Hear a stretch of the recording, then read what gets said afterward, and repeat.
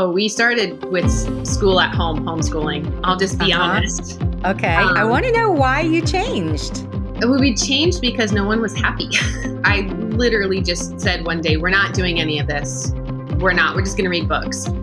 And the unit study grew because they kept saying, we want more of this. And I thought we were done. I'm like, I don't know what else to do with this topic.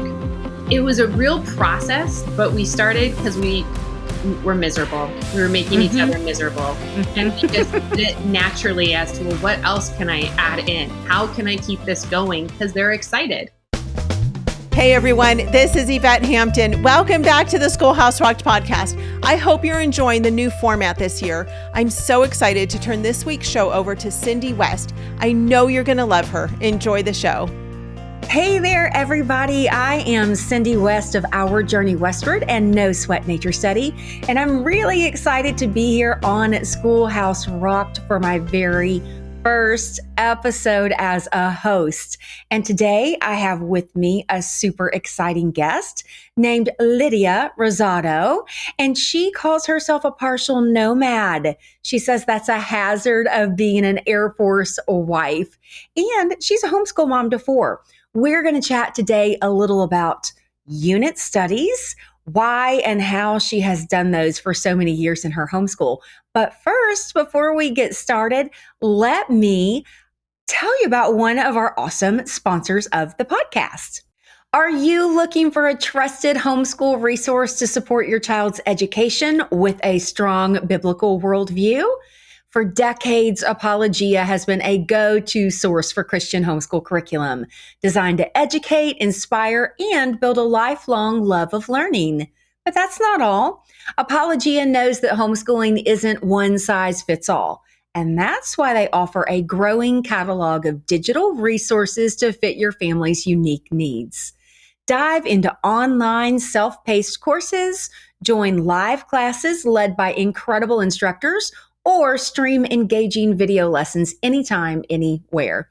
They even offer audiobooks, which are perfect for learning on the go.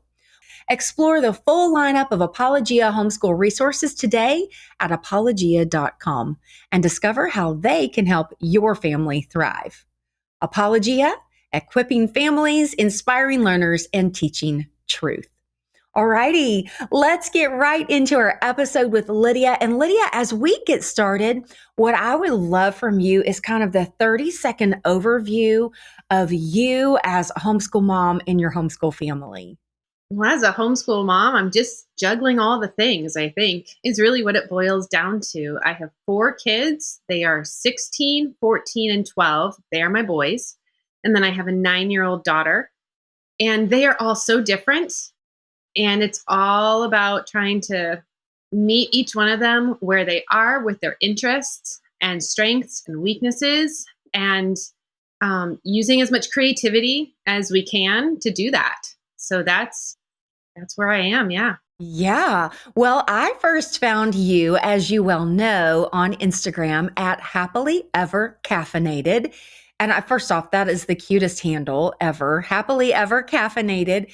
And you know, you guys, she just captured me with her unit studies that she does. She is the most creative mama that you can tell. She's not only pouring herself into the schooling that she does with her kiddos, but she's doing that in a way that not only involves everyone at one time, or mostly everyone, which I'm sure we'll get to it at some point, because you do have an older one who might be moving onward just a little bit, but you've used unit studies for a lot of years to kind of incorporate everybody and get them really engaged in what meets each of their needs, not just the family's needs, but each of their needs in really awesome ways. And you know that is a learning style after my own heart. But we're not here to talk about me today. We're here to talk about how you have done this. So first and foremost, what I'd love to know is, are unit studies your main modality of learning? That's the first part. And if so, or if not, maybe go into a little bit of that. How, and why did all of this come about? We do still use unit studies, although right now it has really changed Okay. because I do have a 10th grader. And then I have a really, my 9-year-old learns very differently. So I'm not using unit studies with her right now. But traditionally, we have done it where I put all of them together and we all learn about the same thing. And we do it with as many subjects as possible. So the idea is that you take one topic and you add history and science and music and art all together because it's going to interest somebody and it's going to tie in the connections so that it makes sense historically. It makes sense with the biographies or the famous people you're learning about. And so that's kind of what we've always done. And then we layer in projects. And the projects is really where I can work with their strengths and their weaknesses. And that's one reason why we do the projects is because it's a fun way to address all of those things, either sneakily when it comes to the weaknesses, as well as letting the kids know, hey, this is a strength for you. Go for it. Keep building it and encouraging those talents and giftings. And so that's one reason I love unit studies and one reason I chose to do it that way, I guess. So have you been doing that from the very beginning, or was it something that you started homeschooling one way and found that this was a better way? Oh, we started with school at home homeschooling. I'll just be honest. Okay. I want to know why you changed. We changed because no one was happy. Everything was miserable. But we changed in that I literally just said one day, we're not doing any of this. We're just going to read books. And the unit study grew because they kept saying, well, we want more. We want more of this. And I thought we were done. I'm like, I don't know what else to do with this topic. Until I happened to start seeing that there were, I think might have been ancient Egypt we were learning about. And I was out of ideas. And then I found that there was like a mummy book or a book about ancient Egypt and shapes. And I thought, well, that's math. And then if you learn about the science behind mummification, that's science. And so you can start going down each of those rabbit trails. And it becomes much more exciting for both me and the kids to see how all of those things fit together. And over the years, I've learned that it's really God's story. And if he created math, then it's beautiful. And how does it show up in these topics? Oh, If yeah. he created the universe and science and nature, then how does that affect what happens in the historical events? And it's his story. So it's really fun to see, learning about, say, the French Revolution. Suddenly you can learn about simple machines with Legos. And you realize, well, that's a horrible thing that humans did with the guillotine. But it really also shows the simple machines and how God created science in a way that we can utilize it for other things as well. And so it was a real process to learn how to do that. But we started because we were miserable. We were making each other miserable. And we just did it naturally as to, well, what else can I add in? How can I keep this going? Because they're excited. Yeah. So would you consider yourself a unit study mom, or is there another kind of overarching homeschool philosophy that you adhere to? Oh, Here's the reason I ask. As an eclectic Charlotte Mason homeschooler myself, unit studies and project-based learning became one of the main things that I used within that modality. And a lot of people would say, wait a minute, Charlotte Mason and unit studies and project-based learning do not go together. And I'm going, oh, but they do. But they do. So that's why I was wondering, do you have an overarching? I don't really. In fact, Okay. I've kind of made the choice to not have anything because any kind of one thing that I relate to, because I felt like when I started to do that, I tried to do it correctly, whatever the expectation was of that. And that didn't fit for us. Instead, I kind of just say that I wing it. That's my homeschool mom identity is I wing it. I'm pretty good at doing things on the fly and pivoting and switching things up pretty quickly. And unit study has taught me how to make connections. So Mhm. I can see something, kind of file it away, and then pull it out at the right time. Um, or see something as I'm reading through a read aloud and say, wait, that's a connection in this history book to science. I'm going to have to go look at that. And then the kids and I go look at it. Where do you put that? So are you filing that literally in your brain, or do you keep a Usually. little notepad No, usually literally it's literally in my brain. in your brain? Okay, well, then let's talk to the mom who can't file away like that, who can't even necessarily go, "I- how are we pulling these together? How do you know? Because I know everyone's going to ask this. How do you know if you're winging it that Mhm. you're covering all the things over the scope of a year or several years or whatever? Because I write it down after I do it. So, for instance, this past fall, my kids got really into Gothic literature. So, think Mhm. Frankenstein and Dracula, Okay. things like Okay. that. Uh-huh. So, they were reading lots of things like that. Well, then I was like, how are we going to do science? How is the science? And so we did some anatomy with Frankenstein, but we also looked at things like genetically modified um, anything that's genetically modified. Well, that brings us Mhm. to a little bit of food and Mhm. science. And so that also brought us to genetics and engineering, things like that. So I'm writing that down. And while it's not all, say, biology or all, anatomy, it's covering a lot of those topics. And so when you Sure. write it down and then you look afterwards and kind of can separate it, you say, okay, we just covered genetics. We Mhm. covered from there, we covered genetically modified things. And that's actually a little bit of health for me. That I would consider that part of his health class. So, Absolutely. so we did that. We covered mental health and loneliness and things like that, as well as how would you actually put someone together, or can that technology actually be used? Which, I mean, yes, you can actually kind of, that's what they do in the ER when somebody stops breathing. They use a Mhm. defibrillator and they bring them back. So that Wow. idea with electricity, and you Mhm. can cover electricity and you can say, well, that's some physical science that we're bringing in. And so after the fact, you look at it and you just look at what I wrote down for each week. And I say, okay, here we go. That's checking these boxes. That's a lot of science. It's just not in a linear fashion. Yeah. And Yeah. it's adapting to that. It's getting used Okay. to the uncomfortability that it's not a table of contents, I guess. Yeah. Instead, Yeah. you start to see it and you realize, oh, that's it. That's what it is. That's it. Mhm. Well, for the listener, I have an awesome resource to share with you that might help you have a brain that works a little bit more like Lydia's, but I'll tell you about it right after this break. We'll be right back. Have you tried CTC Math yet with your child? Here's a testimonial from another happy homeschool mom. Amber said, I'm absolutely thrilled with CTC Math.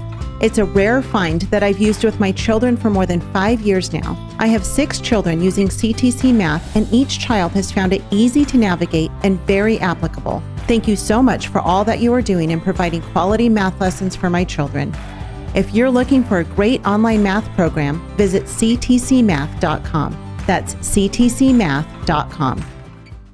As we try to impart a biblical worldview in our children and equip them to be salt and light in an increasingly secular culture, we need tools to explain how the scriptures mold our view of every subject we teach. We need homeschool curriculum that shows how the Lord rules over everything we learn while stretching our children to follow Him wherever He leads. Learn how BJU Press Homeschool has served thousands of Christian homeschool families just like yours by visiting bjupresshomeschool.com. That's bjupresshomeschool.com. So I promised you guys a resource. Lydia and I have actually talked unit studies before and project-based learning before. And there's a resource that I always tell parents about when we're talking about how do you take what you do in a unit study and know that you're covering what needs to be covered. And I'm not sure there's a perfect anything out there for this, just like I'm not really sure there's a perfect curriculum that's going to cover everything you need. But there is a lady named Cindy Downs, Downes, and she has created a downloadable called The Checklist. And the checklist literally has checklists, you guys, of historical things and scientific things and all the things. And when you teach about them, you can go in and you can check off, oh, we covered anatomy, we covered genetics, we covered mathematical shapes. And you can see that through the elementary years. I think there are two columns in the checklist. You can keep this through all of homeschooling, and literally with everything you do, check it off, and you can see, all right, I've covered all of this once through elementary, and then again through middle and high school. We've covered these things. It's a pretty cool resource. Mhm. Okay, so let's go back to the secondary part of that question that I was asking you. So you've already told us how you're kind of taking this overarching, we sort of go because I know how to pull unit studies together, and we see that we're covering things that need to be covered. How are you building these in a way that you can help people do it if they're not like you and it doesn't come naturally to them? Well, I don't think it always came naturally for me, but it's a lot easier now. So I do just kind of file things away in my head. But how I do it is I kind of think of it as a mind map. So you have something in the center, and then everything branches off, and each branch would be a subject matter: science or nature, math, history, art, music. Language And arts. language arts, exactly. Mhm. And from there, even if I don't write in each thing, in my mind, this is just what's happening, but I Mhm. used to write it down. And I would say, what could I possibly add in where it relates? Anything. It's like a big brainstorming page. We may not do all of the things. It's almost like just a brain dump where I'm categorizing any idea, anything I've seen, anything we might read, the books I have, and I just kind of all consolidate it in that way. Yeah. Or if I think about it in that sense, but you can also just do it as a list. Sometimes I just make a big list and I don't categorize it until I've got it all out of my brain. Yeah. When that's exactly how I used to do it. Both of those, honestly. Mhm. What ended up working better for me was the mind map because I'm a very visual Yeah. person. And like you, I would first write this down. And guys, it's literally a map where she said you draw a little circle in the middle and it looks like spokes of a wheel. And you just are writing down all these ideas around that wheel for various subjects. And as you do that, it does become easier just to be able to pull these things together without making the plan to begin with. You Mhm. start grabbing things, you go, oh, here's history. Oh, here's science. And then if you're writing it down on the back end, what you've done, that's another good place for you to take a second mind map and start adding the things you've done to say, okay, we have covered a lot of history here. We have covered a lot of science. We're kind of missing some math. Do we want to add some math here? And I mean, I will say we do use math curriculum. So Hmm. I'm not just hoping for the best, hoping that it, matches up with what we're studying. Um, but anytime I can bring an extra piece of math or the beauty of math in, or a famous person that has done math, I will try to do that because it tends to stick in their heads a little bit easier, Yeah, because they can relate it to all the different things that we learned about with that. And so the yeah. connections seem to make it more meaningful, and therefore they retain the information a little bit better along with the projects or the activities that we do. And I would say the exact same thing about the reason I chose to use unit studies and project based learning is because there are just unbelievable real life connections Mhm. in comparison to just doing something out of a textbook. A lot of times kiddos will learn out of a textbook and then if they have to take a test, they will remember for the test and then it's gone. But when their hands are in a unit study, particularly when it's project-based, which we'll get to in just a second, that allows them to make those real life connections that you're talking about. So I too always used mathematics curriculum, but the reason I would include math in a unit study is because it made that real life connection or that interest-based connection to where they owned it. And Absolutely. that's what I've always called living math. Living math is real. It's living. It touches them versus just a rote thing they do. Okay, we've mentioned project-based learning a lot. We probably ought to have a little discussion about what that is. So would you like to describe what you're talking about when you talk about projects? For us, a project can kind of be anything that is outside like a paper worksheet type learning. So it could be a writing project. It could just be a building out of recycling project. It can be an art project. And it's not always my idea either. It might have been my ideas. Not even then. I was going to say maybe at the beginning more, but I have a few that have very, very strong opinions on what they should do.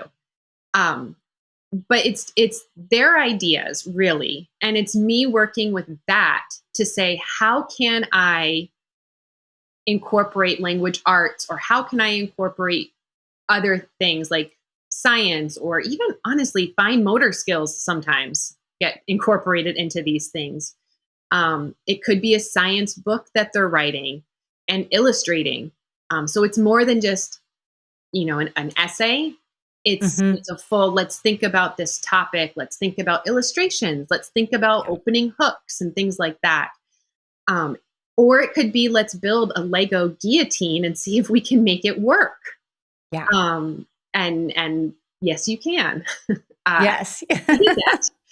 So it can just be a lot of, really anything that they're really into, where they're spending their time with their hands and they're thinking about the subject and they're creating something is what I consider a project. I've always called them show what you know projects. And I have kind of spoken about them as kid-friendly research projects. So that, when you think about a research project, you do think about, well, I have to go research and I have to write an essay. Well, no, you don't have to do that. You can still immerse yourself. So the projects a lot of times are taking an extension of what we've been learning in the unit study. And it's saying, okay, now you go discover some more about this and create something to show that you have discovered more about it. And I love, you just used the word you and we. So I got the feeling that maybe sometimes you're sending the kiddos to do some of these projects on their own, and sometimes you're actually working with them. Is that true? Absolutely. Why? 100%. I would say the ones that really, when they're weaker, and I'm kind of using a project to help the weakness. For instance, I have a kid that has dyslexia and some other learning differences. So research with words, anything with words, and writing is much harder for him.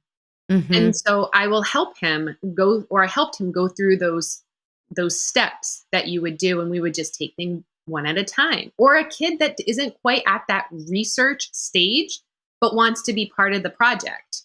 So I helped them do that. And then while they did that, my other son, who's very language arts gifted, he just went off and did that. Yeah. On the flip side, we illustrated that same idea, that same project, and he was not as comfortable creating his own papers or his own art. And the other two were totally on it. So we would do things together, and I would just keep asking questions, which I think that's a big thing. You don't have to know the answers, but you can ask the questions, and they might not know, or they might say, I don't want to do that. I'll go this direction. That's fine. But it's the constant conversation with them, where you're there for support and to bounce ideas off. And yes, to ask the questions or even encourage a direction and say, well, what if you thought about this? And that I've learned really helps them own it still, but move forward with the project. That's right. Okay, so you and I are having this conversation about unit studies as if they are super simple and easy. And I recognize that some people listening will not be where we are on this. So, do you have any advice for someone who says, this is really intriguing? You have kind of talked me into the why of it, you've kind of talked me into the how of it, but I am not jumping all in to unit studies. Do you have any advice for them to maybe dip their toes in? Yeah, just start small with a topic. I would say either something that interests you, because if you're interested in something and excited, it's a lot easier to get the kids excited about it as well. That doesn't mean it's always going to happen. I've had some fails, but you just let those go and move on. It's fine. But if you're interested in something and you just get a few books, just try it out. Like, see where it takes you. I think picture books are a fantastic place to start. There's no commitment to those. You read it, and if it seems exciting, you keep going. Or if it was a complete dud, you can just return it to the library. It's totally fine. Or you can even choose a read aloud and see where that goes. Is there interest in that? Mm-hmm. But I don't think you have to start with a giant planned unit study. In fact, I would say don't do that, because if it doesn't go well, you're going to be upset you spent all that time getting ready for it. And then you're going to, why aren't you excited about this? Because I put this together and spent all of this time and effort. Instead, or ask the kids, what would you like to learn about? And it could be super random. I mean, it does not have to be pilgrims. It could be, well, I'm really curious about how faucets work. Yeah. And then you say, cool, let's see. And there are actually, I'm sure you can find, I can actually think of a few books that you could find that dive into things like that. As you do it, then you can say, I wonder if history can play into faucets somehow. What was life like before faucets? How did they get water? And you can go to where it was just the well that they're pumping outside. Then you can go even further back and you can do a little bit of a history of how does that work? It's just one step at a time, one subject at a time. And also I would say just keep your eyes open, because sometimes opportunities present themselves and it's up to you to grab on. I can just give a quick example. We were doing an art unit, learning about Dutch artists. And before I knew it, we were in the middle of microbiology, because they were talking about the technology of the day and how Vermeer may or may not have painted. And he lived at the same time as, I think it's Anthony von Leeuwenhoek, the father of microbiology. Sure. But he was creating microscopes at the time. And so it's very possible that they did live in the same city, but that they worked together to kind of add this technology to art. Well, suddenly we're in microbiology and in art. And so I didn't have any books. I didn't have anything. So I used my library and I found some books. But you just kind of notice things, be aware of what you could connect. There are times too that I notice something and we don't do it. Not every unit has to have every subject. Yeah. I love how you say, we ask questions. So that is where the turning of the unit study can occur. Someone asks a question and then that leads to this, and then you find this, and then you find that. You do have to come to a stopping point on some of these and say, okay, well, we've done enough on this. So one tip that I have for folks, if they want to dip their toes into a unit study, is to maybe take your history book and say, you know what, for this next chapter, we're going to put the chapter aside and we're going to try to do a unit study on the topic. So you're not really straying too far. You'll stay on that topic, and then maybe go get a couple of library books, maybe some historical fiction, maybe a documentary, maybe a field trip. Those few little things do that instead of that single chapter, and you will have just tried a unit study. Absolutely. You'll see how easy it is and how fun it is. And we don't do big projects with every unit study either. Yes. You do not have to do a huge project to call it a unit study. That's just one thing that we do to show what we learned, like you said, but it's not required. Yeah, because it's your homeschool and you get to do things the way you want to do them. Okay, so thank you for being here, by the way. You and I are going to chat on another episode. You guys, Lydia is a military wife, the wife of a military man, and she is sort of a nomadic homeschooler because of that sometimes. So we're going to meet again next week to talk about that. But I want to thank you for being here for this discussion today. You and I could talk lots more about this with folks. Do you have anything besides, you guys, for sure, if you are on Instagram, go follow her at Happily Ever Caffeinated. She is often putting up some of the projects and books and things that she's doing during their unit studies. Do you have anywhere else, Lydia, that they can find help or see how you're doing things? Yeah, on Substack. I am Happily Ever Caffeinated on Substack. And you can find units there, just homeschool encouragement, and often extra things that I write about that has to do with homeschooling, but life as well. So that's also where I am. Awesome. And you guys, I am Cindy West at ourjourneywestward.com. You can find lots of unit study and project-based learning resources for yourself there. And then I'm also Mrs. Cindy from No Sweat Nature Study. And Lydia has been just brilliant in using some of those No Sweat Nature Study classes in the midst of her unit studies. And she'll put on Instagram that she has connected, I guess it was our probably Gregor Mendel class about genetics in the study that you were just talking about. So she will even take things that you're going nature study into her history study. Follow her. It's pretty amazing how she makes all of these connections. All right. Well, thanks for being here, everybody. And the two of us will meet you back here again next week to talk more about homeschooling on Schoolhouse Rocked. Thanks so much for joining us today for the Schoolhouse Rocked podcast. We'd love to hear from you.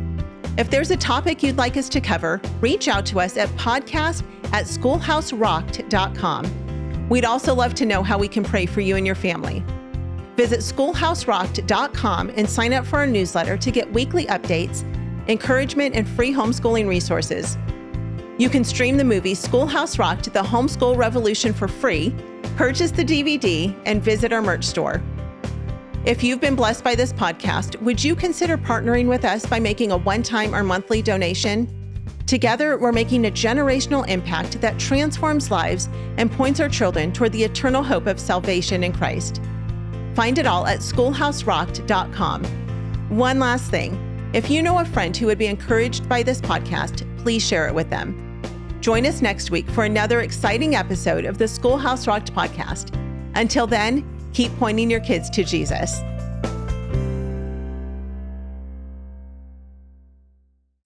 What can poison dart frogs, monarch butterflies, and jellyfish teach us about God's truth and love? It's time to return nature study to its rightful place as theology, the study of God. That's exactly what we do on Nat Theo, Nature Lessons Rooted in the Bible, a podcast for kids which recently ranked number 4 for education for children in the USA. I'm Erin Lynham, host of Nat Theo and a certified master naturalist, Bible teacher, author, and educator. Join thousands of families listening to Nat Theo for their science and Bible lessons. Listen today on your favorite podcast platform or at erinlynham.com. That's ERYNLYNUM.com. Reconnect the dots between creation and creator as your children learn real, fun science from a biblical worldview. I think the longest I've ever lived somewhere is 4 years, and that was before kids. We've lived on both coasts. We've lived in the Midwest, in the West, in the South. And that, in and of itself, is quite the education. Sometimes the assumption is that military kids are resilient and they just are used to doing this because they have to. And I think that kind of undermines their strength a little bit. because they've had to learn that resilience, they've had to cultivate it. It's not something that naturally happens. They're just kids, but they're kids that are being forced to cultivate a resilience and learn how to put themselves out there. And sometimes it doesn't work out. And allowing those emotions to be processed, because half the time, especially if they're younger, they don't even know what they're trying to process. And so at that point, you love them. You give them a lot of grace. And the academics don't matter at that moment. His heart matters.